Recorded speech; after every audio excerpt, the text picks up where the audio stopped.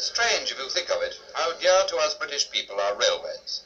We've cursed the discomforts they've given us these past 6 years, but still they stand to most of us as a link with happier days. Highlights of childhood were those yearly family excursions when we glued our noses to the window, watching for that first glimpse of the sea. Next to that thrill was the Christmas tide, which brought us that toy railway, with its tiny circular track and the engine with the key which we always lost. Now we're grown up, our interest in railways has lapsed, except of course as passengers. So let us renew our youthful acquaintance with the monsters of the Iron Road.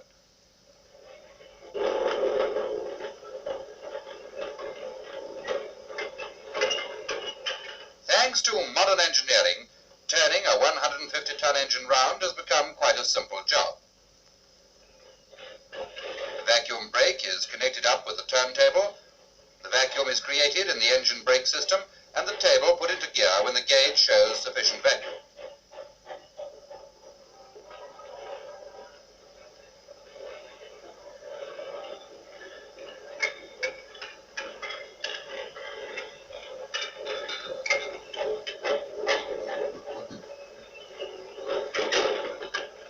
And so, with the ease of that legendary acrobat, the engine swings smoothly round, and within a few seconds it has turned a half circle, ready to drive off again.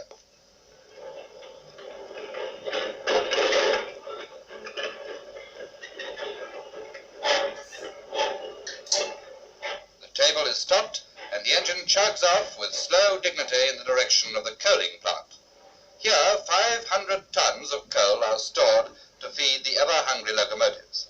The coal wagons are shunted into place at the foot of the plant, locked to a section of the line, and then taken up, and by this means a plentiful supply of coal is always on hand for the engines.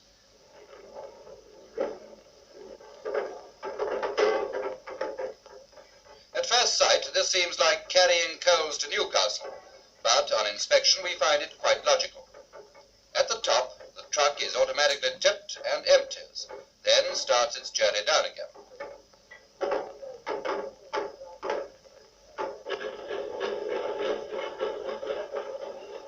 Here, everything is done in strict rotation. After the engine has turned, it comes along for its supply of coal. The chute is opened and 7 tons pour in.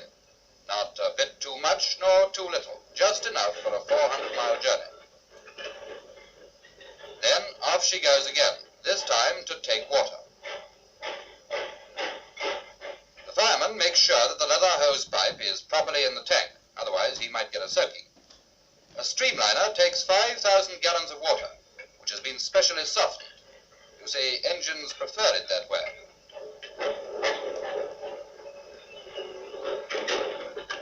Next, the front is opened so that the smoke box can be cleaned out. Ashes and clinkers must be completely removed from all corners, so that the fire will draw well when it's relit. Who would know better than the ladies the importance of appearances? And hence we find the toilet of these monsters is left in their capable hands. Wheels, rods, and bodywork are polished up until they shine like new pins. It's wonderful what a bit of well-applied elbow grease will do.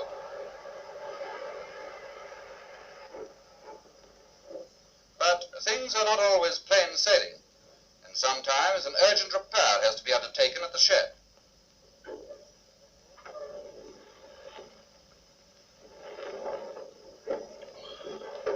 Here, for instance, a pair of wheels is receiving attention.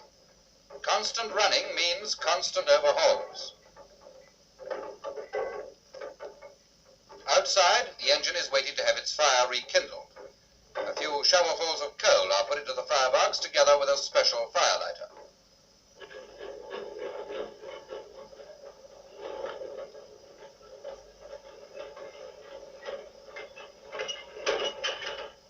Within a couple of hours, it is burned up nicely, although it takes about twice as long before enough steam is produced to start the journey, when a blazing inferno turns water into driving power. We'll refrain from telling this gentleman any funny stories about wheel tappers. It may be just as well, for it's obvious that this is a highly skilled job. To the experienced ear, the ring of the hammer conveys the soundness of the wheel, and the slightest fault can be detected when the hammer strikes. In fact, the whole safety of a train may well depend upon the alertness of this man's ears.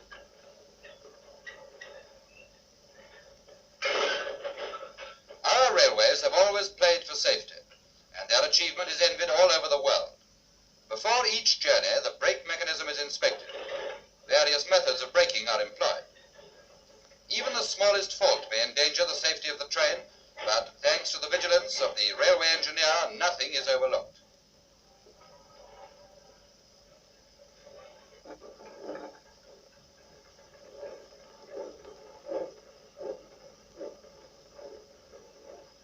The pressure is checked on the gauge, and outside, the engineer's mate watches to see that the actual brake works smoothly.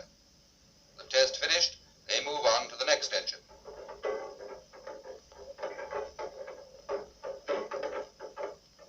This introduces Tom and Fred, driver and fireman. After signing on, they look at the notice board. Schedules are sometimes altered at short notice.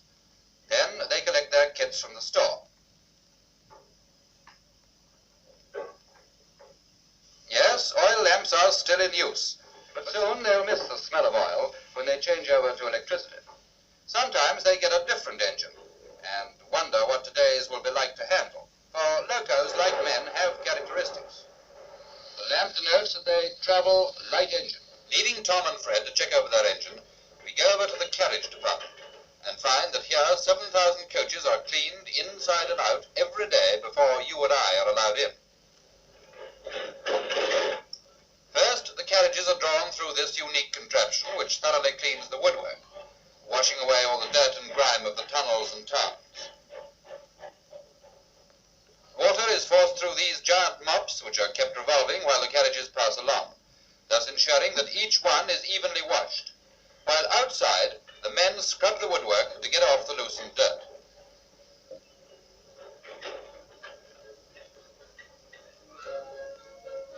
With that job finished, the coaches are polished, but there are many other things to be seen to as well. To keep the wheels turning smoothly, the boxes are topped up with oil every day.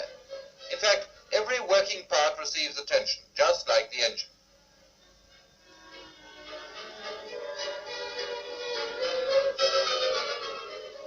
Inside, the women are busy sweeping up the ravages of the last journey.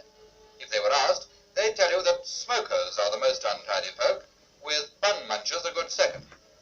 And it's surprising how many people forget the pennies on the empties.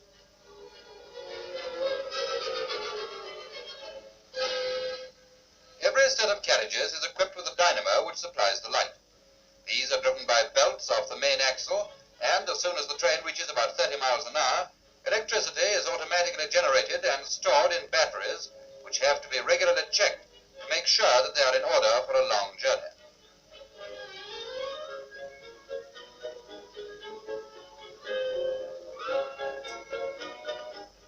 At last, all the various jobs are finished, and along moves the shunting engine to pull the carriages to the station.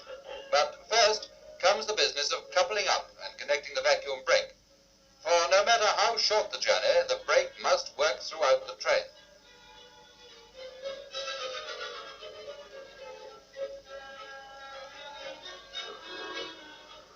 Within a few minutes, they arrive at the terminus to make up the Scottish Express, and soon the platform will come to life.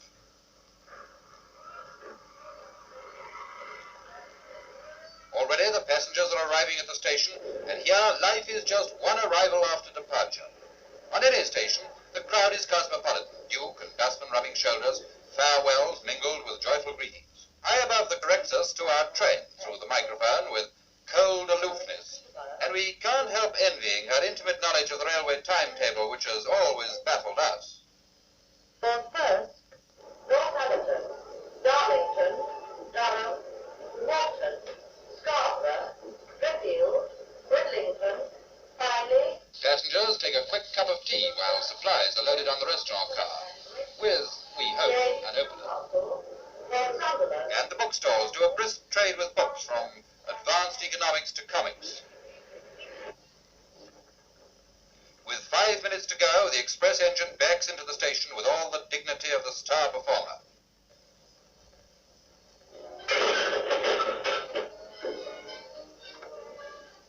The Train Spotters Club, that organization of youngsters which still haunts the stations just as we did, takes down our number. The peaceful exterior of the signal seals the intense activity inside. From here, the comings and goings of 7,000 trains daily is controlled. Railway signalling is a bit of a mystery to the layman, for the whole system here is automatic, and the levers not only operate the signals, but ring up the track numbers from which the train is due to leave. The signalman can watch the progress of each train as it enters or leaves the station on this illuminated diagram.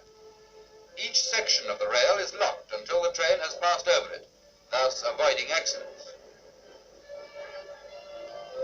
Back at the station, late arrivals are trying to find vacant seats. Those favourite corner ones facing the engine have been taken long ago. Only a few seconds to go. The track number comes up on the signal after the points have slid over into position. The guard waves his familiar green flag, and slowly the giant engine begins to move, dead on time. The stragglers make an imprudent last-minute rush, and with a push they're aboard, while the train steams slowly from the station.